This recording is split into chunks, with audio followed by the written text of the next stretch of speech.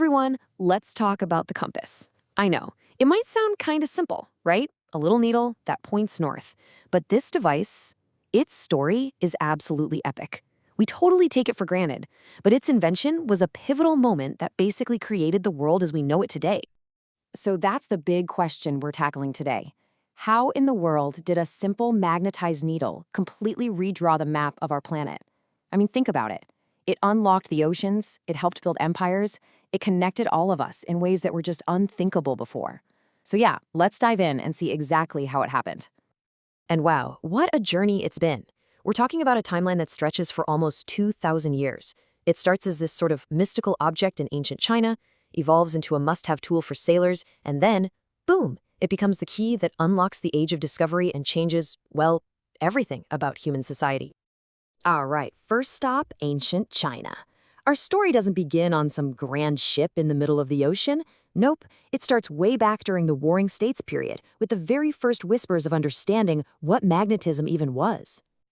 So get this, the very first compass wasn't a compass at all, or at least not like we picture it. It was a spoon, called the Sinan, or the south-pointing spoon.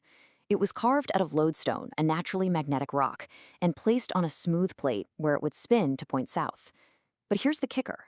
They weren't using it to sail anywhere. It was all about divination, about aligning buildings with the universe, what we now call Feng Shui. It was a spiritual tool, a long, long way from a practical navigator. But you see, there was a major bottleneck. Finding these natural lodestones was really hard. They were pretty rare. So if this thing was ever going to be more than a curiosity, they had to solve a huge technical problem. How do you make something magnetic on purpose? The answer was artificial magnetization. And let me tell you, this was the breakthrough that changed the game. And check out how they figured it out. This is so clever. By the 11th century, engineers in China came up with this method for a south-pointing fish. You'd take a little iron fish, heat it till it was red hot, and then, this is the magic part, you'd plunge it into water while aligning it with the Earth's own magnetic field. By doing that, they could create a permanent magnet. I mean, how brilliant is that? A truly revolutionary leap in technology. Okay, so now they can make magnets, but there's another problem to solve. The first versions, these wet compasses, just had a needle floating in a bowl of water. Now imagine that on a ship, tossing and turning on the waves. Yeah, not gonna work, right? Water sloshing everywhere. The solution was the dry compass. Instead of floating, the needle was balanced on a tiny, sharp pin so it could pivot freely. This simple-sounding idea, which popped up in 12th century China, was the real game changer. It finally made the compass stable and reliable enough for the open sea.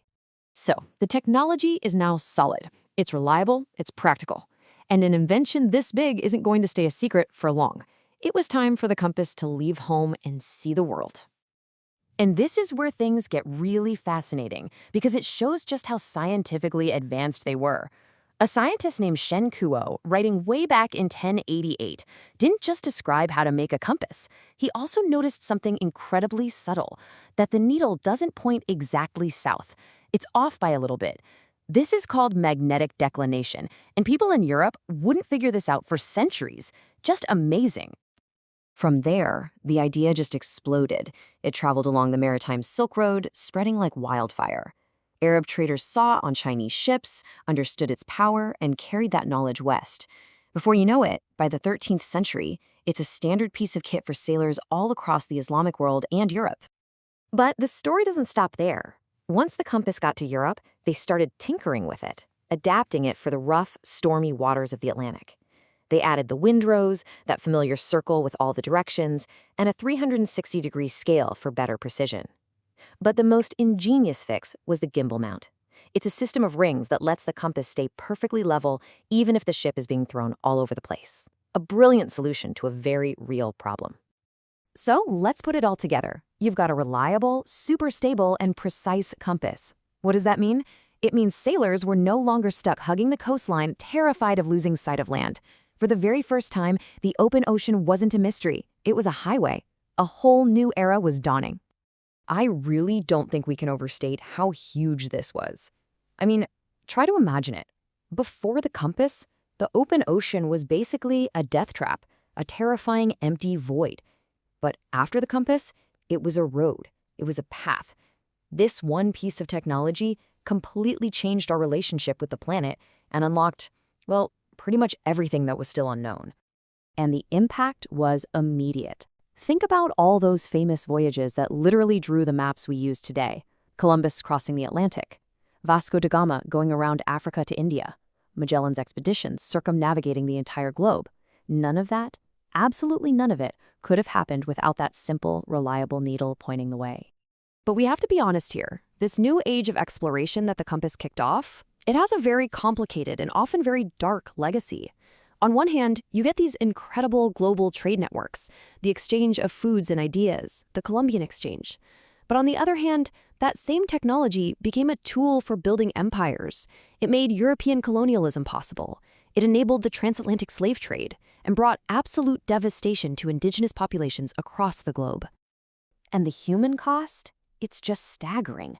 When we talk about the impact in the Americas, for example, the spread of diseases from Europe, diseases the native peoples had no immunity to, caused a population collapse that is almost impossible to wrap your head around. It's a powerful reminder that this tool, which connected the world, came at an unbelievably high price for millions of people.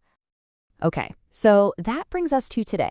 In a world of GPS, satellites, and digital maps on our phones, is the compass just some dusty old antique? Is it totally obsolete? Not even close. In fact, you're probably carrying its direct descendant in your pocket right now. Your smartphone has a tiny little chip in it called a digital magnetometer. It's the thing that makes the map on your screen turn when you turn. The GPS satellites tell your phone where you are on the planet, but it's that little digital compass that tells it which way you're facing. The tech looks completely different, but the core principle, using the Earth's magnetism to find your bearings, it's exactly the same. So when you look at the whole story, from a mystical spoon in ancient China to the microchip in your phone, it's really a story about human ingenuity, right? It's about seeing a problem, how do we find our way, and inventing a technology that completely changes the world. It was never just about finding north. It was about finding our place in the world. Which really makes you think, if that little needle could redraw the entire planet, what new worlds are today's tools going to help us discover? What maps are we drawing right now?